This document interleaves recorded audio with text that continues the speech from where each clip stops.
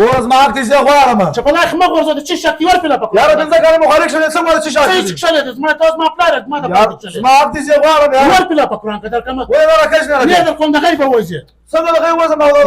وځي خیر دې ورور څه کیسه ده څه جنجال ورور دا زرداد خان دماغ خرابې پیسې غواړي ورور ګرد درته ګوري ګرد دنیا درته ګوري راته ګوري نو چې مړه نه کنه جو د پیسې چا ته ور کړی دي کېدای د ما څه خیر دې څه کیسه ده چش دی خیر دې چش پیسې غواړي ورور دې د ما څه پیسې غواړي خلک وایي دا پیسې مور کوي دا ګناه لري دی وایي زه نه ملا منم نه شی منم چپس دواړه به یو خبره یاره چپس دغه چپس ای ورور دواړه چپس ما په خبره باندې لږ سر خلاص کړي ګرد دنیا درته ګوري ته اس لاسونه سره غورځوي په خشم سره ګایږي دا خو دون آسان حل دی زه د سیس کم کې ما ته معلومه ده چې آسان حل دی خدا سر نه خلاصي یا سر به دواړه خلاصوي درځي د ماجد مولوي صاحب له ورسو چې هغه کومه مشوره په لاس راک بیا به هغه کار وکړي صحیح ده خوښه ده سي خوښ رضا به مت غلې یا وېز غلم یا به سلام عليكم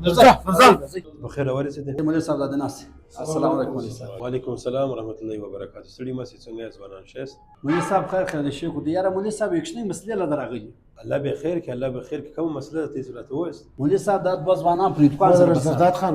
زه به مولوي صاحب ته کیسه دی به خپل کیسه ورته کې مولوي صاحب زه به خپل کیسه ورته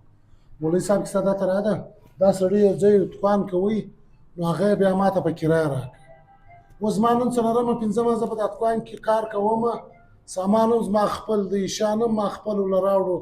دی راته وایي وای ته به ماته دا ټیکانې 6 لک روپۍ راکړه زه ورته دا ستا حق نه جوړېږي دی جوړېږي اوس نو ته راته ووایه مولوي صاحب موږ زه څه چم وکړم دا 6 لکه د ټیکانې هغه ورکړم که نه کړم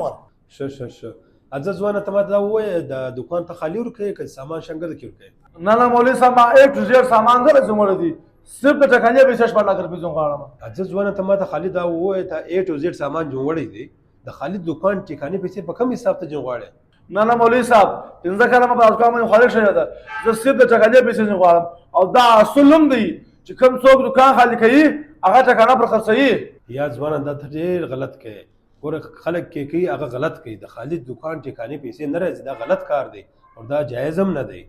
مولوي صاحب دا خبره ما ده ته وختي لا هم وکړه بل مولوي صاحب ما ته ویلي دا ټیکانې پیسې ورکوم دا ډېره سخته ګناه لري خو دته مال باید دا ستاک نه جوړېږي خدای وخت جوړېدلی بدماشي پر ما کوي او یا ولاکه دا ساعته په دکان کې ته د ما سره کار وکړي څو پرې چې ما ته 6 لکه ما ته ټیکانې هغه نه راکړي روزانه دکان مخ ته راته ولاړ ورور بدماشي ده ما سره کار پاتې هم ستاک نه جوړېږي د ټیکانې پیسې ستاک نه جوړېږي بالکل دغه د وروره کله کم چې ته وایې دا بالکل دغه رقم خبره ده تا ته زه خواست کوم نه حق حساب ما دا بالکل جایز نه دی مولوي صاحب ستا کور ودان زنوم خبر په دا مسله باندې آینده به ان شاء الله خدا کو داس کار نه کوم بالکل دغه د وروره الله دې وکړي چې دا زموږ ته په زړه کې راشي د ټیکانې پیسې نه واخلو دا بالکل نه حق ده الله دې وکړي چې موږ په دا خبره باندې عمل وکړو مولوي صاحب ستا کور ودان ستا په ډېر ښایسته انداز باندې او دا دوه مسلمانان ته سره خلاص کړي دوی ته له شر او له فساده خلاص کړي سر یا هر مسلمان لا پکار دي چې شر نه وکړي جنجال نه وکړي چې یو مسلې حل پوښتنه وکړي بیا په هغه باندې خبره وکړي چې کور ودان چې رالاس او تی د دې کور ودان چې په دا خبره سره خلاص شو او په دا خبره عمل وکړي کور ودان مولوي صاحب الله دې وزن نه درکړي موږ سره خلاص کو ولاک ور دې کور ودان بس موږ لاړ اجازه تراک ورسه په مخه مشه کور ودان بسم